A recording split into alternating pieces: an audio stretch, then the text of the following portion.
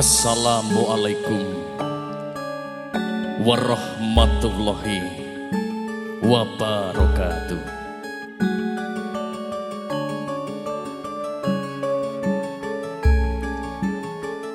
Kinanti santi puji hastuti rahayu, mugi winahya dumateng sesami. Kula nuwun.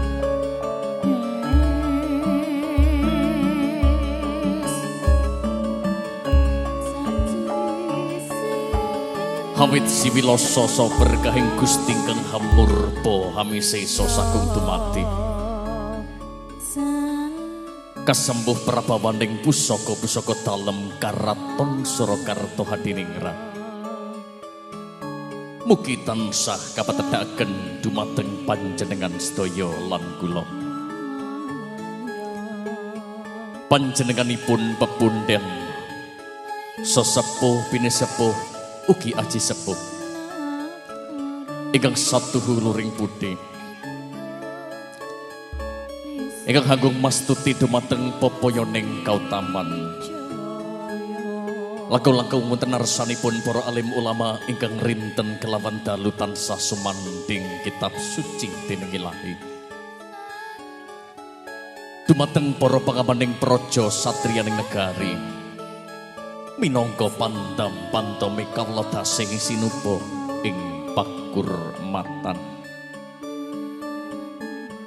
Prawuh kakung sumana putri minangka purwakane ngatur wonten kalenggahan sumangga sami sawektawis wekdal kula dherekaken hangujukaken rasa syukur dumateng Gusti ingkang Maha Suci ingkang sampun paring kegiatan tuwin kawilujengan satemah panjenengan talaga saged kempal manunggal wonten ing sasana mulya wiguna Boyolali.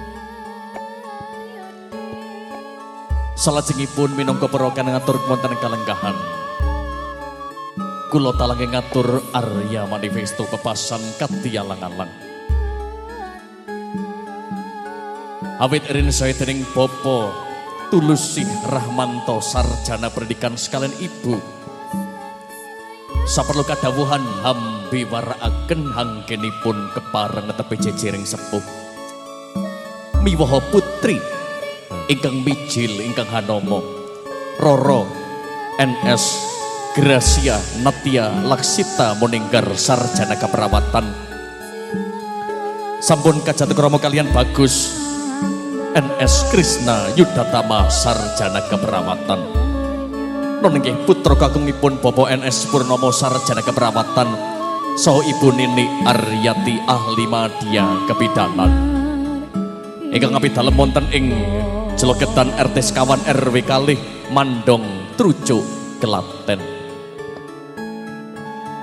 minangka kula bebasan kadialang-alang salemba tineup ing Maruta Mondo kumitir kukuping manah minangka jejer pambiwara hamaosaken tata cara panggih ingkang sampun karakit para sutresna budaya wonten ing Ngangkruk RT 6 RW setunggal Ngaru-aru Banyudono Boyolali. Pertamu sedan kakung putri tata cara ingkang kapisan tinarbuka kanthi pambuka. Salajengipun keparenga Sri Atmaja temanten putri mijil saking Panti Busana arsa hangacarani lenggah wonten ing sasana rinengga.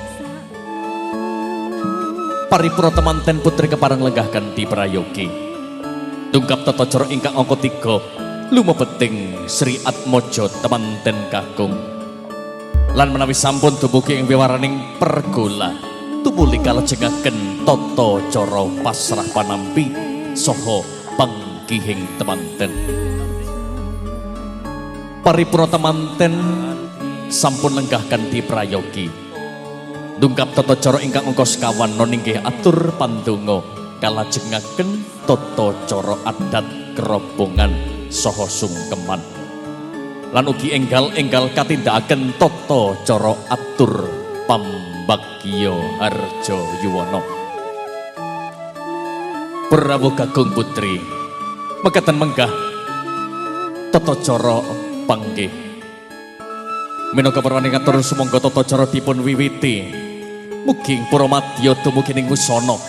Mugi Gusti Ingkang Maha Agung tansah paring song-song kawilujengan satemah tata cara ing siang menika lulus raharja kalis ing rupeda. Tansah paring pangayoman dumateng panjenengan sedaya lan kula. Hayu rahayu ingkang tansah pinanggih nuwun.